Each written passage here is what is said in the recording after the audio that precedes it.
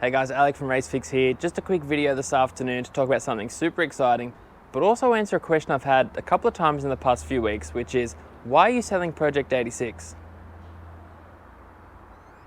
There it is. So here is my new race car. It's obviously an 86. I couldn't stray too far from the chassis even if I tried. So that answers the first question of, what are you buying next? It's an 86. It's a 3E production car, which means we run on a 215 wide tyre, got AP brakes underneath, and given it's the same colour as Project 86, you'd be forgiven for thinking it's the same car. But as we open the door, we quickly see that it is indeed a very different car.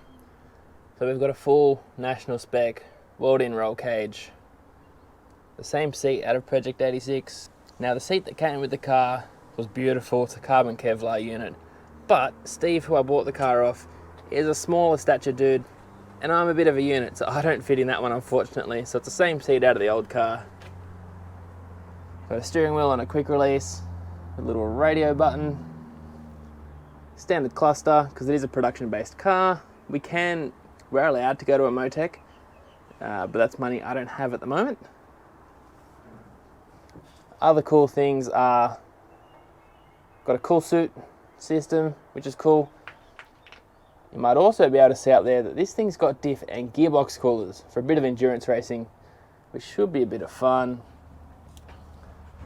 But other than that, it's pretty much a standard 86 inside with a roll cage.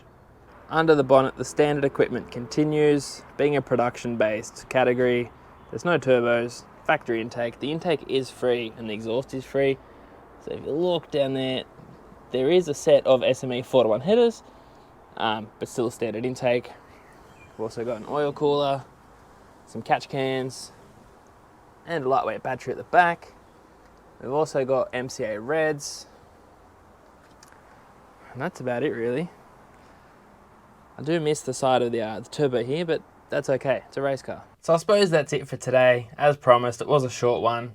I will make a video in the next couple of weeks, going into a bit more detail of the car and its modifications and what makes it a race car. But I did promise I would be making a video of what I'm doing next and why I'm selling the old car. So I didn't want to leave anyone hanging any longer. I'm super keen to start doing more content on racing and get racing next season. It's going to be an awesome year and I'm looking forward to taking you all along with me. And hopefully we can bag a couple of wins along the way. So thanks for watching.